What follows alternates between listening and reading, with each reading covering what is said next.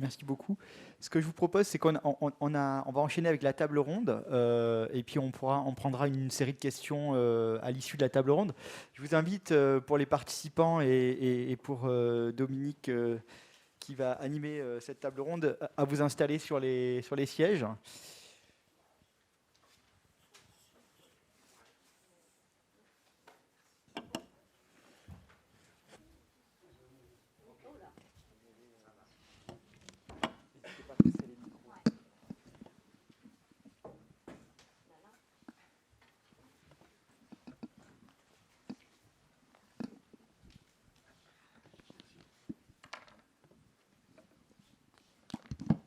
Bonjour. Ça marche? Oui, bonjour. Merci Jean-Marie pour m'avoir invité à convier avec cette tâche difficile de modérer.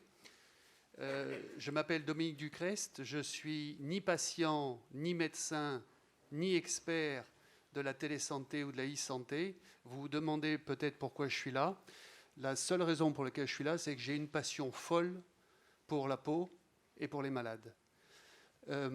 Avant de revenir sur les présentations techniques, je voudrais donner la parole aux associations de patients, parce qu'en tant qu'observateur, je suis marqué par leur dynamisme et leur volonté d'avancer, avec ou sans les nouvelles technologies. J'ai été marqué cette année par le travail qu'a fait l'association de vitiligo sur le Tour de France. Cette caravane qui est partie dans toute la France et qui s'est fait connaître.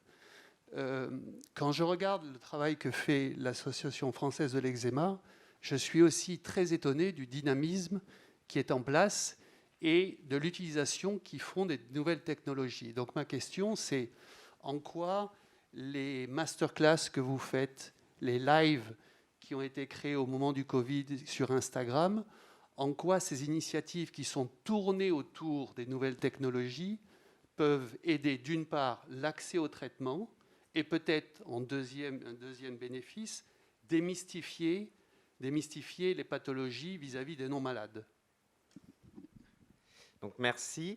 Effectivement, être une association de patients en temps de Covid, je pense qu'on le partage tous, c'était compliqué, c'est toujours compliqué. Et donc, on a dû se réinventer tous. Et aujourd'hui, les patients, certains ont eu un parcours de soins un petit peu stoppé, dont ont eu un retard de prise en charge. Et effectivement, on avait des nouveaux besoins. Enfin, les patients avaient des nouveaux besoins et donc on a dû y répondre. Et donc, effectivement, à l'Association française de l'eczéma, on a créé ces Insta Live, ces Facebook Live, ces Masterclass, etc. pour permettre de rompre cet isolement des patients qui étaient en place.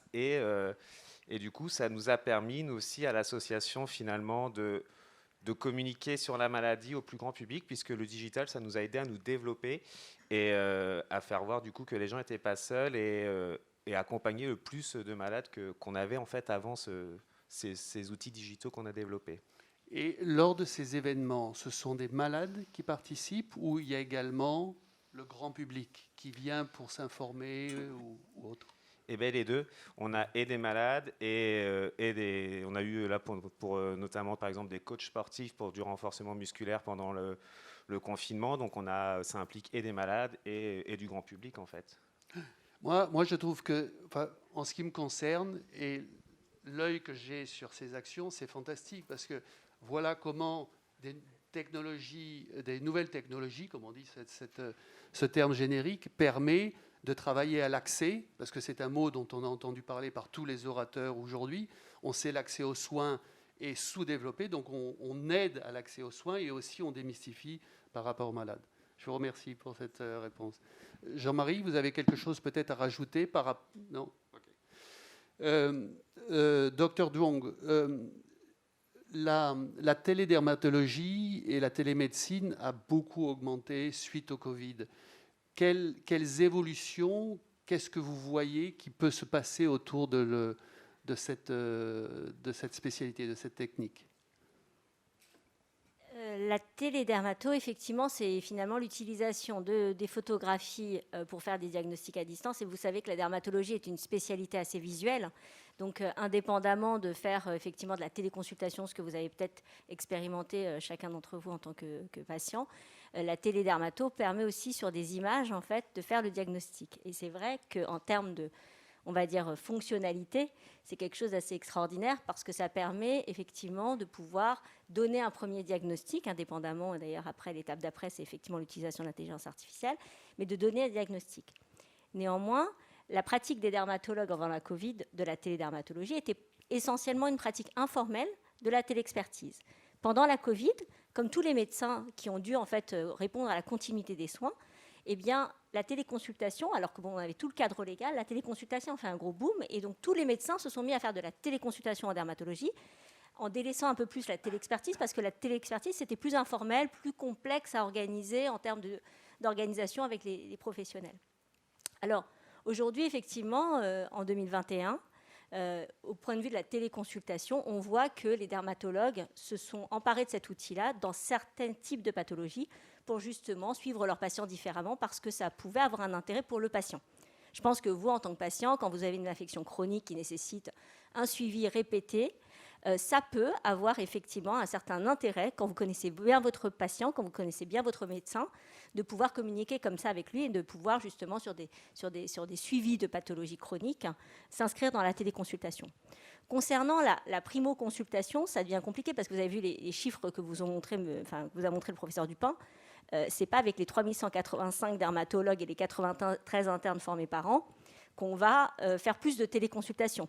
Donc même si la promesse de la télémédecine, c'était effectivement favoriser l'accès aux soins et permettre effectivement d'avoir des téléconsultations, moi je dirais dans ce cas-là, c'est surtout pour vous, patients et usagers, la possibilité d'avoir accès aux dermatologues entre guillemets augmenté. C'est-à-dire que grâce à la téléconsultation, grâce à la télémédecine, tous les patients peuvent quelque part avoir accès au numérique, à l'expertise. Et donc, effectivement, c'est pour les centres d'expertise de développer des filières de soins numériques pour pouvoir avoir accès, justement, à la meilleure prise en charge, au meilleur diagnostic. Dans le courant, la téléconsultation sera probablement utilisée, effectivement, pour des patients qui sont déjà suivis par leurs médecins, qui sont bien connus. Enfin, pour la téléexpertise, c'est l'enjeu, en fait, de la réorganisation du soin, en fait, et le tri, la hiérarchisation. Et donc, aujourd'hui, la question qui se pose, pour nous, dermatologues qui avons fait beaucoup de téléexpertise de manière informelle, c'est comment on va réussir à passer le cap de la formalisation, tant bien en réseau que aussi en confiance de diagnostic, parce que c'est pas si facile que ça de faire des diagnostics sur la peau. Et on a été très victime, notamment du diagnostic sur photo qui a fait qu'à la CNAM, il a été défini que l'acte de téléexpertise sur des actes simples, ça prenait pas de temps aux dermatologues de faire un diagnostic de cancer de la peau, et du coup, c'était 12 €. Et on a beaucoup souffert de ça parce qu'en fait, le diagnostic sur photo, ce n'est pas facile du tout au final. D'abord, il y a une coordination des soins derrière. Il faut organiser quand même la venue du patient quelque part. Et ça, aujourd'hui, cette notion de coordination, elle n'est pas du tout valorisée dans la téléexpertise. Elle est valorisée dans les communautés de pratique médicale, mais pas sur la téléexpertise. Donc ça, c'est un vrai enjeu pour nous dermatologues parce que les dermatologues qui sont déjà peu nombreux ne vont pas faire plein de téléexpertise non plus. Si effectivement elles ne sont pas qualifiées. Et l'autre sujet, c'est la formation, nous, pour le coup, en tant que société savante, à la télémédecine, c'est-à-dire le diagnostic sur photo, c'est un diagnostic probabiliste, et il faut qu'on aide les dermatologues les plus jeunes à avoir un doute sur le diagnostic sur photo, et finalement, quand on fait beaucoup de télémédecine comme moi, aujourd'hui, on a aussi tendance à dire qu'il faut revenir aux patients, organiser l'avenue aux patients, organiser le présentiel, quitte à ce que ce présentiel soit des exercices nouveaux et innovants de la médecine, effectivement des infirmières de pratique avancée, mais nous-mêmes aussi des consultations avancées. C'est-à-dire un médecin peut faire de la télémédecine et de temps en temps aller vers le centre, vers le patient qui demande régulièrement de la télémédecine. On ne passera pas tout au numérique. Et du coup, pour nous, cette spécialité visuelle, c'est ça notre enjeu, c'est de se former nous-mêmes, de former les patients, de définir des bonnes filières et puis de revenir en fait à la pratique clinique grâce au numérique, parce que le numérique nous aura permis effectivement de trier, d'organiser, de rassurer nos patients, mais derrière ça, il faut revenir quand même à la pratique clinique parce que ça restera, sur un certain point, quand même des diagnostics probabilistes. Sur le sujet de l'intelligence artificielle, je pense qu'on va en rediscuter, mais je pense que voilà, on ne va pas lutter contre un mouvement qui fait que les gens ont besoin d'informations. Tout le monde le dit. Les associations de patients sont sur des groupes et des réseaux qui sont des GAFAM. Ce n'est pas par plaisir nécessairement, c'est parce que simplement on a besoin d'outils unifiés. on n'a pas un réseau social non plus par usage. Et donc, quelque part, il est une nécessité pour nous, en tant que dermatologue Société Savante, d'être présents, de former, d'informer. C'est notre mission, pour le coup, d'accompagner nos patients dans le numérique dermatologique, quoi. On voit qu'il y a un cercle vertueux qui semble se dessiner. Il y a quelques années, on opposait l'homme et la machine. Aujourd'hui, me semble-t-il, on est beaucoup moins dans cette opposition. Est-ce que la difficulté du diagnostic que vous faites sur les photos et le besoin de voir le patient, en quoi ça peut, comment ça peut être organisé pour faciliter cette rencontre? Ben, encore une fois, en fait, on n'est pas que derrière des ordinateurs, et même demain, un patient derrière un logiciel d'algorithme qui pourra faire un pré-diagnostic, il aura quand même besoin, si l'algorithme lui donne un diagnostic, d'être accompagné. Donc, ce besoin, cette organisation, c'est à nous de la proposer, justement. On ne peut pas laisser les patients seuls devant des ordinateurs, on ne peut pas laisser les médecins seuls derrière les ordinateurs non plus. Et ce lien-là, c'est vraiment le rôle, pour le coup, que actuellement les dermatos et les sociétés savantes ont. Après, je pense qu'au point de vue organisation de l'offre de soins, ça va être pour nos organismes de tutelle aussi de favoriser cet exercice coordonné numérique. On a favorisé l'exercice coordonné physique avec les CPTS, les organisations présentielles, et on voit que nos plus jeunes collègues aiment travailler à plusieurs. Et donc nous, par exemple, qui faisons de la télémédecine, on doit être en réseau. On n'est pas tout seul, en fait, à faire des diagnostics juste sur un patient. Et là, les patients, ils gagneront. Donc c'est vraiment cet accès-là. Ce n'est pas simplement d'augmenter l'accès, mais c'est de bien le filtrer et le temporiser pour que chacun puisse y trouver une réponse à sa question médicale. Je voulais revenir sur un commentaire de M. Ledouarin qui m'a fasciné. Et en quoi le colloque singulier peut être amélioré avec ces nouvelles technologies? Parce que je trouve que d'abord, ça va aider à l'association machine et technologie.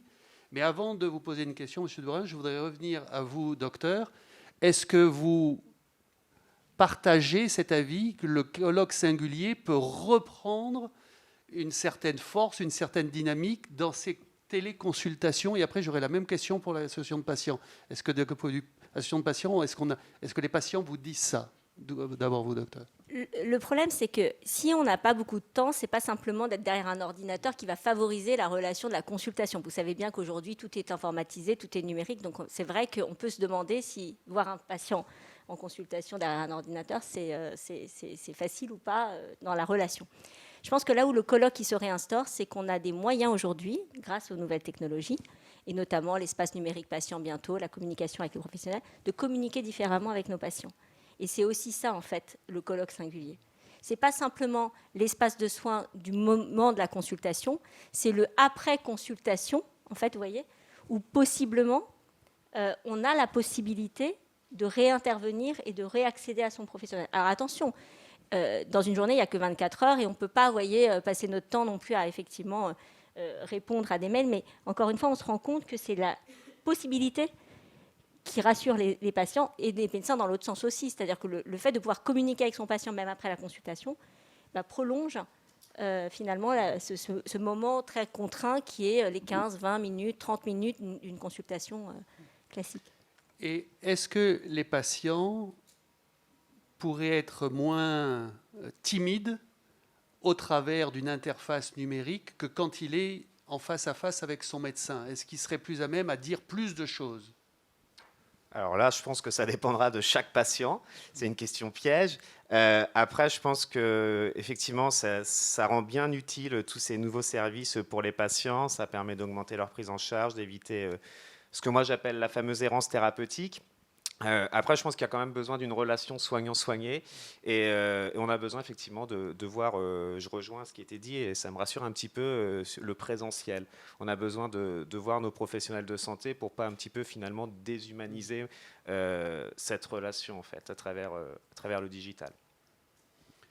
Justement, sur le point déshumaniser, docteur Lucas, comment vous voyez le travail que vous faites ou cette technologie qu'est-ce qu'elles devraient faire pour éviter la déshumanisation de cette relation? Alors, on parle toujours, à un moment donné, quand on parle de numérique, on parle toujours de la déshumanisation.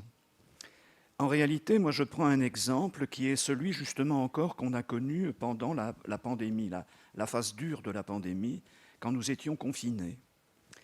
Quand nous étions confinés, les outils numériques ont permis de rester en contact, pas uniquement avec le son, ce qui est un élément important, mais avec la vision, grâce à FaceTime, encore des solutions américaines quand même, hein, grâce à Zoom, encore une solution américaine, hein, grâce à Teams, encore une solution américaine.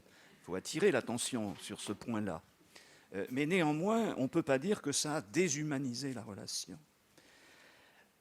Là, le patient va avoir recours à un médecin par les voies de la téléconsultation ou à un professionnel de santé par les voies du télésoin lorsqu'il est dans une situation de besoin.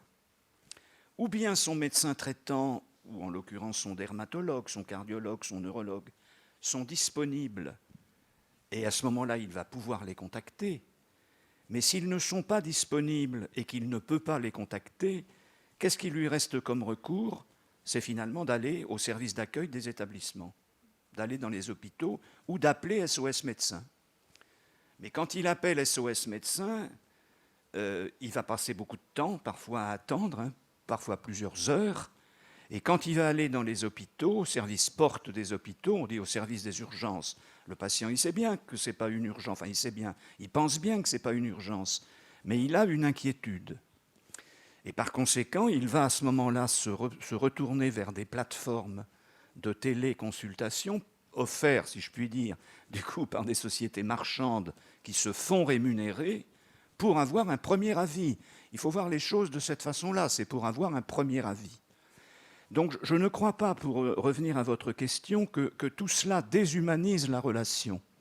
Certes, ça peut déshumaniser la relation pour des médecins comme la courbe de démographie des dermatologues le montrait, qui étaient habitués à pratiquer différemment la médecine. Et comme c'était une habitude, c'était forcément bien, c'est-à-dire que tout le monde, il a une habitude, il ne veut pas changer ses habitudes. Mais on voit bien que la jeune génération, que ce soit des médecins ou pas des médecins d'ailleurs, hein, ils ont une attitude totalement différente. Nous allions, par exemple, faire nos courses dans les épiceries, puis dans des moyennes surfaces, puis éventuellement dans des grandes surfaces.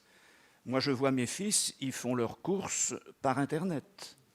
Donc, je veux dire par là, à travers cette illustration, que aussi ça ne diminue pas la qualité, puisque quand on fait ses courses sur Internet, on a les mêmes produits que quand on se déplace pour aller se les procurer. Alors, je ne vais pas comparer la médecine à des courses dans une grande surface, bien évidemment que non. Je suis moi-même médecin, mais je veux dire qu'il faut voir que nous vivons dans une société numérique. Il faut transposer Hippocrate dans le monde numérique. Et je suis tout à fait persuadé d'ailleurs que Hippocrate avait dit que la maladie n'était pas une punition des dieux et qu'il fallait donc faire des sacrifices pour se guérir de la maladie, des sacrifices individuels ou collectifs d'ailleurs parfois, mais qu'il fallait observer l'homme avec un grand H, hein, autant les femmes, dans l'écosystème, dans le monde dans lequel il vivait. Et nous sommes aujourd'hui dans le monde numérique. Moi, j'ai tendance à voir, et même avant de présider l'agence, à voir des aspects bénéfiques dans le numérique et ne pas mettre en avant les risques. Parce que, et je vais terminer cela, il y a parfois des rencontres avec les médecins qui ne sont pas très humanistes, en réalité. En dehors du numérique, j'entends. C'est d'ailleurs ce que les associations de patients avaient pointé. Et je veux rendre hommage à l'action extrêmement bousculante parfois, et parfois même un peu véhémente, des associations de patients, mais ils ont fait bouger les lignes avec la loi du 4 mars 2002, et ils sont encore très actifs dans le monde numérique. Et nous avons bien évidemment des relations très régulières avec France Assos, puisque France Assos est reconnue d'utilité publique, si je puis dire. Voilà ce que je voulais dire au sujet du risque de déshumanisation. Merci. Monsieur Doirin, vous avez quelque chose à rajouter sur ce chapitre-là qui est important. Et moi, j'ai aimé la notion de comment transformer Hippocrate dans, dans l'univers du numérique, j'y reviendrai. C'est important. Juste sur le colloque, tout à l'heure, je ne disais pas que ça améliorait le colloque. Je dis juste que, et notamment on le voit avec les... Quand on n'a pas l'habitude d'une téléconsultation, surtout quand on est jeune médecin, où on n'a pas encore nos repères, le sens clinique est encore en cours de... Voilà, on l'affûte encore. Quand on est en cabinet, quand on est face au patient, on a nos repères, ça nous rassure et on sait faire. À distance, on perd ses repères, donc on fait d'autant plus attention. C'est temporaire, ça va durer quelques semaines, quelques mois, le temps de s'y faire. Mais en tout cas, temporairement, on se repose des questions. Et c'est là où c'est intéressant, le numérique nous permet de nous reposer des questions. Pourquoi je fais ça? Pourquoi je pose telle question? Pourquoi je regarde ça? Qu'est-ce que c'est que le non-verbal? Pourquoi je m'organise comme ça? Pourquoi l'infirmière avec qui je travaille, je lui parle jamais, la seule chose que je fais, c'est donner une carte de visite. Et voilà, c'est toutes ces... Servons-nous du numérique. Le but, c'est pas de remplacer tout ce qui se passe aujourd'hui par le numérique, c'est que le numérique peut être une aide, et c'est surtout l'occasion, je pense qu'il est historique, de se reposer la question sur le sens de nos métiers, sur comment on le fait, sur la place du patient. On parle d'intelligence artificielle. Si le médecin ne se repose pas la question de se dire c'est quoi mon rôle de soignant, c'est quoi le soin, c'est quoi mon rôle de médecin, demain, effectivement, l'intelligence artificielle prendra de plus en plus de place et le rôle du médecin sera de mettre un tampon sur le diagnostic de l'intelligence artificielle. Et je ne le dis pas en tant que DGOS, je le dis en tant que médecin. Si on reste technique et qu'on s'éloigne du soin, plus on deviendra technique, plus on prendra le risque de se faire remplacer par les machines. Voilà. Donc saisissons l'arrivée du numérique comme une réinterrogation de nos places respectives, de ce qu'on fait, du sens de ce qu'on fait. Merci d'avoir reformulé ça. Juste pour partager sur ce que fait Google. En fait, Google part d'un double constat qui est très simple. Ils ont 10 milliards de requêtes annuelles, 10 milliards sur les fanères, peau, cheveux et ongles. Donc ils se connaissent très bien les patients qu'ils font ou le grand public qui fait ces demandes. À côté de ça, ils savent qu'il y a 2 milliards de personnes qui souffrent de problèmes de peau dans le monde et qu'il y a 1,4 milliard qui n'ont pas accès aux soins. Donc, partant de ce constat-là, ils ont décidé de lancer, c'est pas encore, ça a été annoncé, ce n'est pas encore fait selon mes informations, d'ici la fin de l'année, ce qu'ils appellent Dermacyst. Ça ne sera pas lancé aux États-Unis pour des raisons complémentaires, pour des raisons réglementaires qui m'échappent. Ils ont décidé de lancer donc Dermacyst, qui est un outil d'aide au diagnostic. Comment il sera utilisé, ce n'est pas très clair encore. Le patient devra partager quelques photos, répondre à un questionnaire et il y aura un formulaire. Comment le médecin va être réintégré, ce n'est pas encore clair. Je voulais juste, par rapport à nos intervenants, peut-être qu'on va commencer par vous, docteur, comment en avez-vous entendu parler et comment voyez-vous l'arrivée de cette aide au diagnostic? Alors, moi, ce que j'avais compris de Dermacyst, c'était pas simplement justement du diagnostic au sens médical, c'était plutôt justement de faire les photos, de les transmettre et d'avoir une analyse comparative des photos sur une autre banque d'images et pouvoir identifier, on va dire, à quel type de groupe de maladie de peau ou de type de dermatose on pouvait avoir. C'est-à-dire que le sujet, en gros, dans la vraie vie, quand vous avez quelque chose, vous tapez une sorte d'équation dans Google, plaque rouge verte, voilà, et on peut en fait avoir les informations. Donc l'idée de Dermacyst, c'est de pousser jusqu'au bout, c'est-à-dire qu'en fait, simplement, indépendamment de l'équation, c'est de mettre l'image. Moi, c'est ce que j'avais compris. Donc en aucun lieu de se substituer effectivement à de la médecine. Maintenant, ça pose la question pour les médecins que si les patients arrivent avec des images taguées Dermacyst a dit que c'était un psoriasis alors qu'en fait, c'est pas un psoriasis, c'est autre chose. Effectivement, ça interroge, nous, comment on va se positionner et comment on va soit rectifier le diagnostic, soit réaccompagner le diagnostic, etc. Mais ça, c'est de manière générale, avec le numérique, on l'assiste depuis plusieurs années, parce que le fait que tout le monde a plus d'informations, y compris sur les traitements, et que les patients sont beaucoup plus experts aussi lorsqu'ils viennent nous voir en consultation. Donc, c'est quelque chose que Google, là, pousse à l'extrême sur la photo, mais en réalité, c'est une problématique qui existe et qui existait déjà avant. Sur la question de Google ou de la banque d'images de Google, encore une fois, c'est notre rôle en termes de société savante aussi, d'être capable parfois de proposer justement des alternatives. Nous, à la défense de Google, on est dermato, on est organisé comme tel, on est labellisé comme tel. Si on était capable de proposer des outils comme ça, le public aurait plus peut-être confiance. Donc c'est aussi notre réponse à apporter sur ce sujet. Enfin, moi, à titre personnel, en tant que médecin, avec Google, j'utilise Google parfois pour montrer à mes patients la dermatose qu'ils ont. pour leur montrer justement, tenez, voilà à quoi ça ressemble, surtout quand le diagnostic, c'est un diagnostic dans le cadre des urgences ou autre, et qu'ils ne savent pas, ils ne s'y attendaient pas. On peut leur montrer, ça les accompagne aussi dans la formulation de l'affection dermatologique. Donc, ce n'est pas tout noir, quoi. Et je pense que non seulement ce n'est pas tout noir, c'est parce qu'on en a une utilisation, on va dire, détournée nous-mêmes. On avait eu un collègue qui nous avait montré en congrès qu'il avait effectivement tapé langue verte et qu'il avait trouvé que c'était lié à la consommation de cannabis.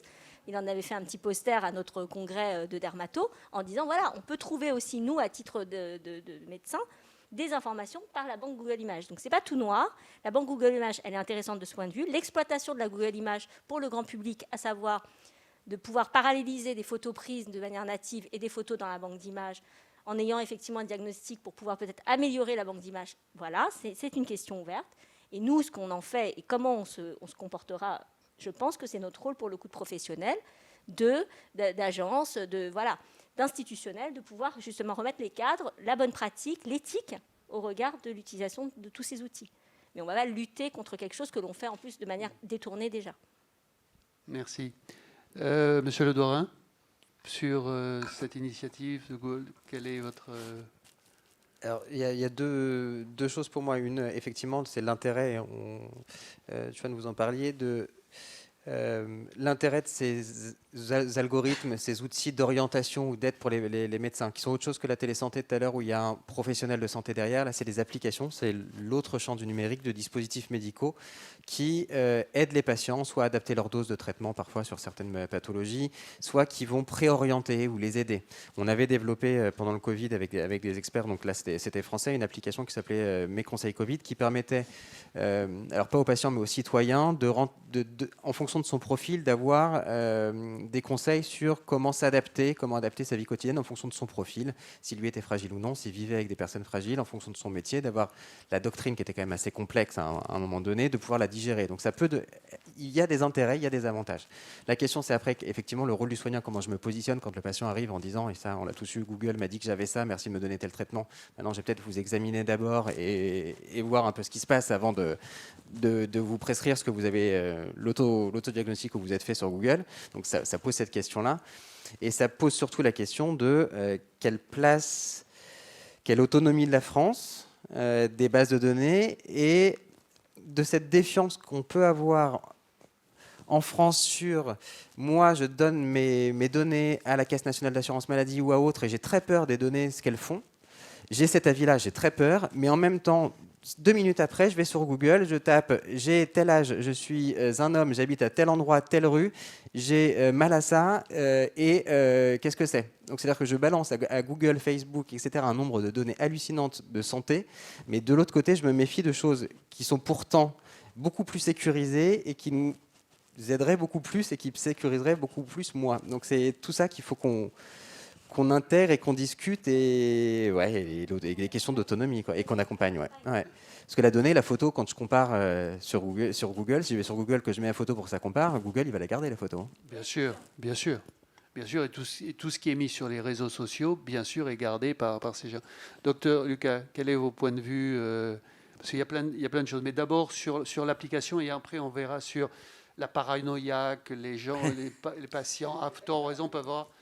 Non, je crois quand même que dans la suite de ce que vient de dire Yann-Maël Le Doirin et Madame Duhong Éclenché, c'est que il y a des peurs irrationnelles devant ce qui est nouveau. Il y a toujours des résistances au changement et que par conséquent, cela crée du trouble. Surtout quand on veut l'imposer. Donc il faut convaincre. Plus qu'imposer, il faudrait espérer qu'à la suite de ce petit colloque, vous soyez des ambassadeurs et ambassadrices en faveur du numérique. Il n'y a pas de contrainte de la part de l'État. Le dossier médical partagé, dont on dira peut-être aussi un petit mot, il n'est pas obligatoire. Si vous n'avez pas de dossier médical partagé, vous serez remboursé de la même façon par l'assurance maladie et vous serez pris en charge, bien évidemment, par le médecin. Je vais mettre une nuance, c'est que actuellement le colloque singulier doit s'entendre dans un sens un peu différent, parce que c'est un travail d'équipe, y compris d'ailleurs en matière de dermatologie et dans un parcours de soins. L'ensemble des professionnels de santé qui prennent en charge le patient discutent entre eux. En quelque sorte, c'est un colloque. Et il est singulier, à mon avis, parce que c'est une personne qui est au centre de ce colloque.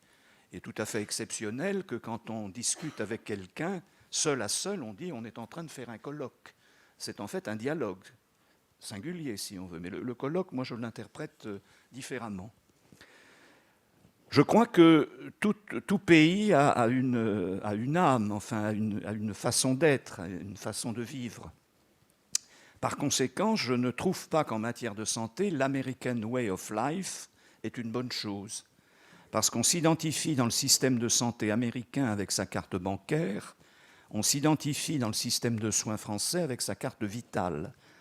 C'est un schéma, mais ça me paraît quand même extrêmement important. Et donc, il ne faut pas voir Google comme un bienfaiteur de l'humanité, même si un certain nombre de ses applications sont très utiles, mais c'est « in gold we trust ». Donc, c'est cela qui est quand même totalement différent. Mais pour s'opposer à ces géants américains et chinois, il ne faut pas non plus oublier les Chinois, il faut que nous soyons en Europe suffisamment forts. Et il y a les possibilités d'avoir des moyens numériques. L'intelligence française, cocorico, et sans même beaucoup sont partis aux États-Unis et ne sont pas restés finalement en France. Donc il y a là tout un travail industriel, finalement, on va l'appeler comme ça, à faire pour promouvoir les sociétés françaises ou européennes, parce que ce n'est pas uniquement à l'échelon d'un petit pays. Et d'ailleurs, sur la protection des données, parce qu'on y reviendra sans doute, il y a actuellement un règlement général sur la protection des données qui est d'origine européenne, qui n'est pas d'origine française, même si la CNIL, bien évidemment, continue de jouer son rôle. Puisque vous avez parlé du DMP, est-ce que vous pouvez un peu développer où on en est? Est-ce que ça a été un succès jusqu'à présent? Sinon, comment ça pourrait l'être? Alors, le DMP a initialement, finalement, quand il a été lancé, été un échec pour diverses raisons.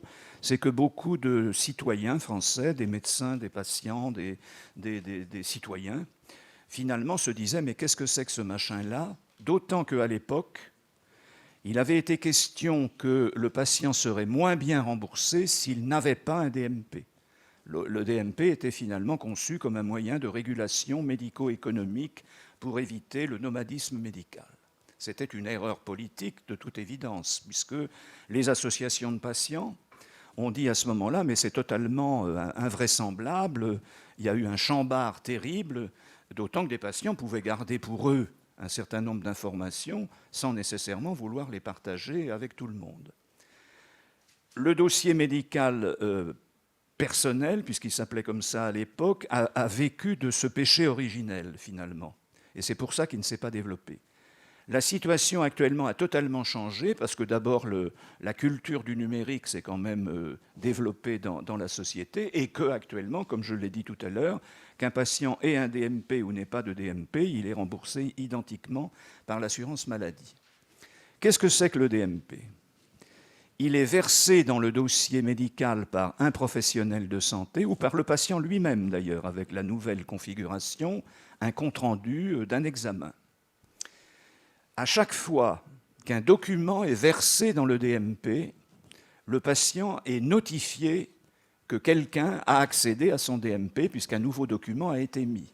Il peut regarder quelle est cette personne, puisque cette personne est identifiée par une carte de professionnel de santé.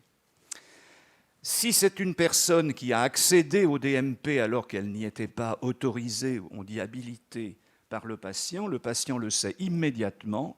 C'est une intrusion non autorisée dans un système d'information, la loi l'appelle ainsi, et qui est sanctionnée sur le plan pénal et également, si c'est une profession à ordre, par l'ordre professionnel auquel le professionnel de santé, en l'occurrence le médecin, est attaché.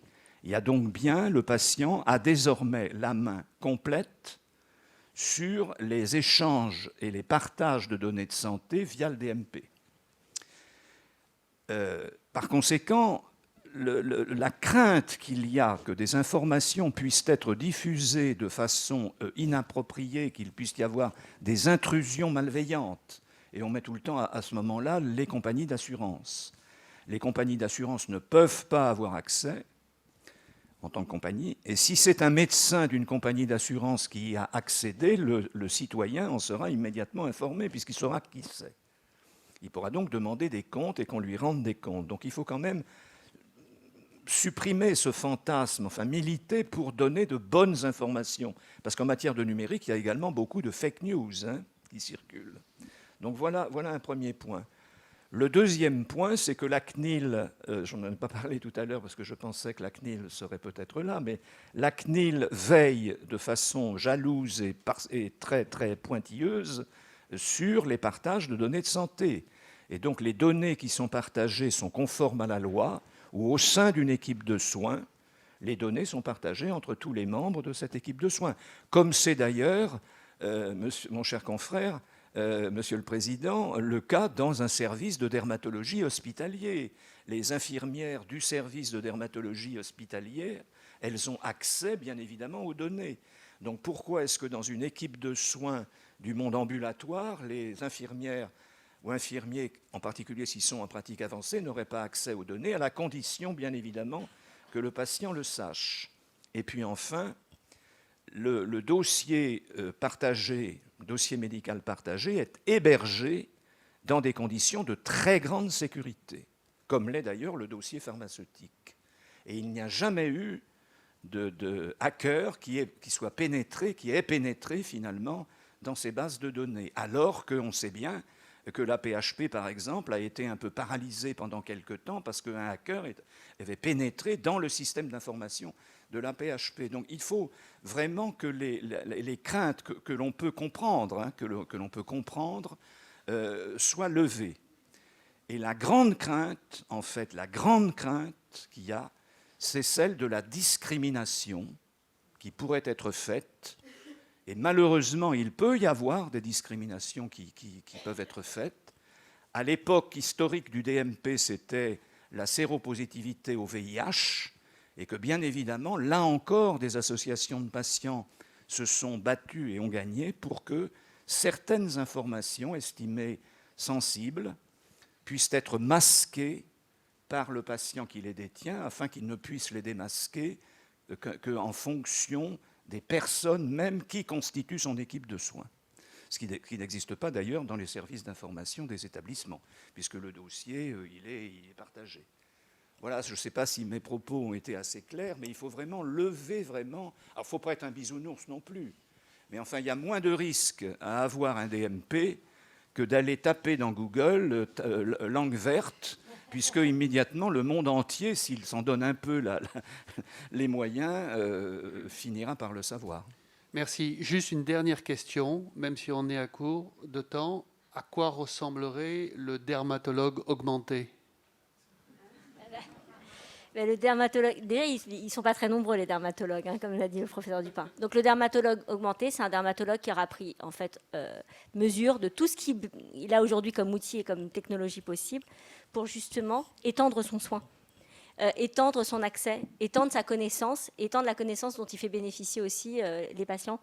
Et tous les outils qui vous ont été présentés tout à l'heure dans la présentation du président, notamment l'application Chronoreco pour justement accompagner les dermatologues, les sites d'information pour les patients. Encore une fois, chaque médecin ne va pas créer son site, chaque médecin ne va pas, voilà. Mais il pourra s'appuyer en fait sur un ensemble d'informations qu'il va pouvoir diffuser. Et le dermatologue augmenté, c'est ça au point de vue de la connaissance, c'est de mutualiser les connaissances, contribuer effectivement à mieux faire connaître les maladies de peau, et de l'autre côté, former et du coup s'accompagner avec tout un autre set de professionnels de santé et de pouvoir les accompagner sur justement le diagnostic de la maladie de peau, parce qu'encore une fois, on ne sera peut-être pas assez nombreux, on a beaucoup de défis à relever, notamment ceux de la thérapeutique, et donc effectivement, sur le diagnostic, sur le pré-diagnostic, sur l'organisation, il va falloir qu'on puisse s'appuyer sur tout un set d'outils dont l'IA fait partie, mais aussi des professionnels non médicaux. Et c'est une responsabilité, pour le coup, que le dermatologue a, que d'être informé, de se former et de toujours rester à l'affût de toutes ces nouvelles informations-là, parce que le train continue à bouger, notamment technologique. Il n'y a aucun frein technologique, il n'y a que des freins éthiques et scientifiques après. Merci. Merci beaucoup. Merci. On va prendre quelques questions, si vous avez Si vous avez des questions, des réactions. Je me permets. J'aurais une question qui est peut-être un peu technique, mais qui me préoccupe quand même. On parle de photos dermatologiques, donc on base un diagnostic. Est-ce qu'il existe des spécificités techniques sur la qualité des photos, le nombre de pixels, le type d'appareil qui peut être utilisé? Merci. Alors, il y a eu de nombreuses études qui ont montré qu'aujourd'hui, on pouvait faire des diagnostics sur photo à partir de photos natives réalisées par les smartphones. Et après, un grand nombre de sociétés savantes de dermatologie, l'américaine, l'anglaise, la française, ont créé un peu un référentiel justement de c'est quoi la bonne photo pour le bon diagnostic, au moins pour que justement, du point de vue organisationnel, industriel ou autre, les logiciels et les éditeurs puissent se baser sur un certain nombre de caractéristiques pour pouvoir dire ça c'est une photo de bonne qualité. Quand on fait du diagnostic sur photo, en fait, on doit savoir qu'on est sur un diagnostic probabiliste qui est très limité à l'information qu'on nous donne. Et donc nous, aujourd'hui, on recommande qu'il y ait un indice de confiance diagnostique et un indice de qualité de l'information qui est délivré pour pouvoir donner le diagnostic. Voilà. Si ça peut vous rassurer, entre guillemets, en tant que patient, lorsqu'il y a certaines de vos photos qui transitent d'un professionnel à un autre professionnel pour donner un diagnostic, eh bien, il y a cet indice de confiance automatiquement. C'est sur ça qu'on justement sensibilise les dermatologues et tous les autres professionnels, que ce n'est pas juste un cliché qui est envoyé comme ça. Maintenant, la qualité en soi-même du cliché, il y a quelques années, on nous parlait de caméras extrêmement sophistiquées. C'est vrai qu'aujourd'hui, avec ce que l'on a dans la poche, technologiquement, ça a été validé plusieurs fois par des études, on est capable en fait de faire des diagnostics. Et d'ailleurs, tous les enjeux d'algorithme, c'est de pouvoir faire de la digestion sur photo native et pas sur des photos qui seraient faites dans un fond bleu, etc.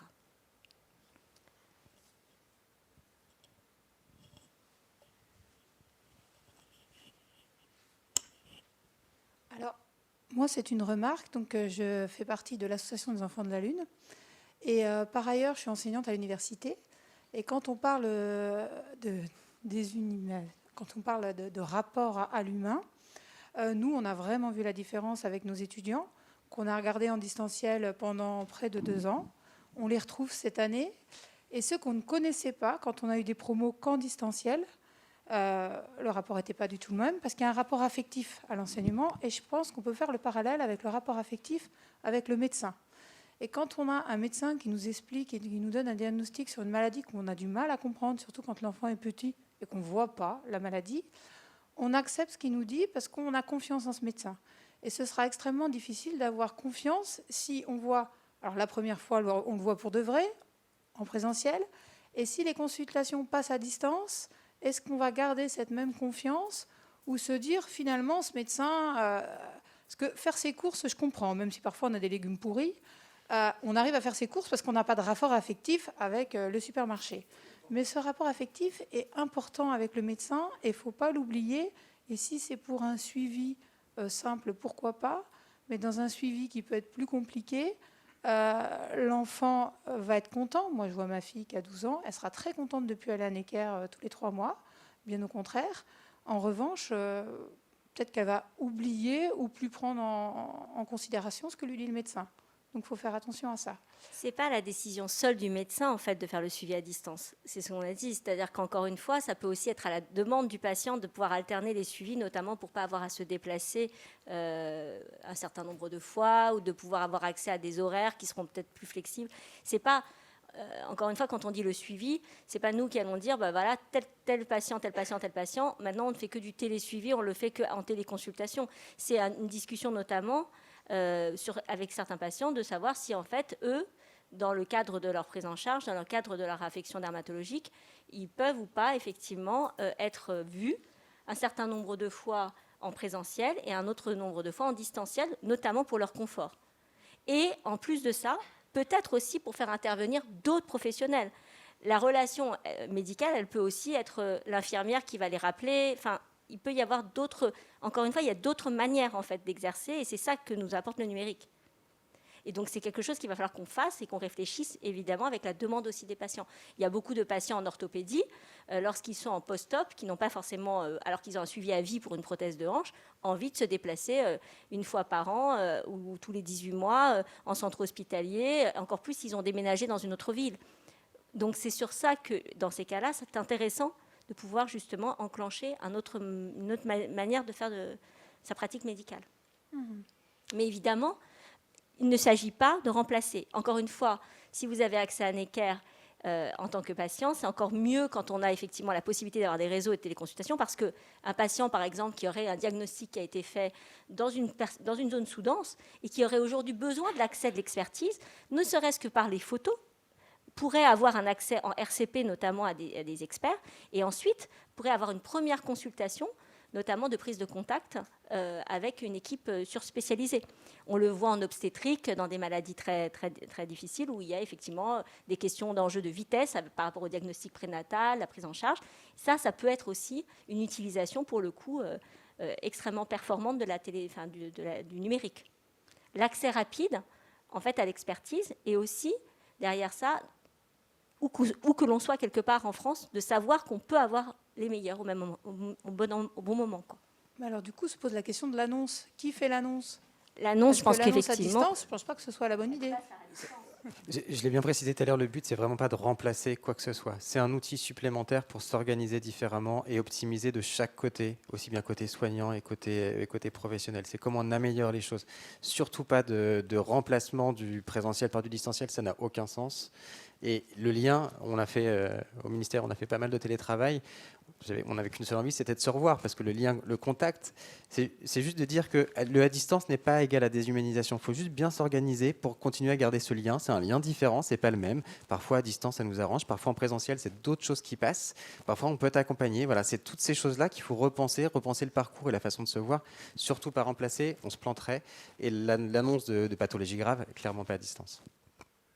Oui, je voulais préciser ma pensée. J'étais interrogé très précisément sur le fait de la déshumanisation que l'on met en avant. Donc j'ai voulu souligner par mon exemple que ça n'était pas nécessairement le cas. Et bien évidemment, la téléconsultation et le numérique en général ne remplaceront pas le contact humain. Mais il ne faut pas non plus vouloir trop généraliser.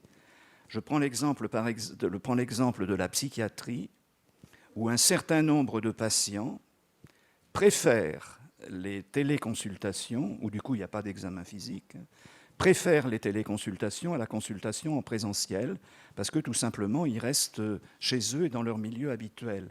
Donc il faut bien évidemment, c'est ça aussi finalement l'humanisme, les relations humaines, c'est de savoir adapter l'outil à chacun des patients. Et il y a des patients qui ne seront toujours inaptes parce qu'ils ne sont pas à l'aise dans le maniement des outils numériques. C'est d'ailleurs une des raisons, il y a de l'électronisme en France, un nombre important. Il y a des zones entières qui ne sont pas couvertes par le réseau suffisant pour pouvoir faire de bonnes téléconsultations, et donc il faut tenir compte de ça. Et il y a actuellement des travaux qui sont en cours, et des travaux très concrets au niveau du ministère ou du secrétariat d'État au numérique, sur le fait qu'il faut qu'il y ait des accompagnants numériques pour que les citoyens, l'ensemble des citoyens, aient accès au numérique en dehors même de la santé. Mais ça comporte également les aspects de santé. Merci beaucoup de votre participation. On est désolé. Merci.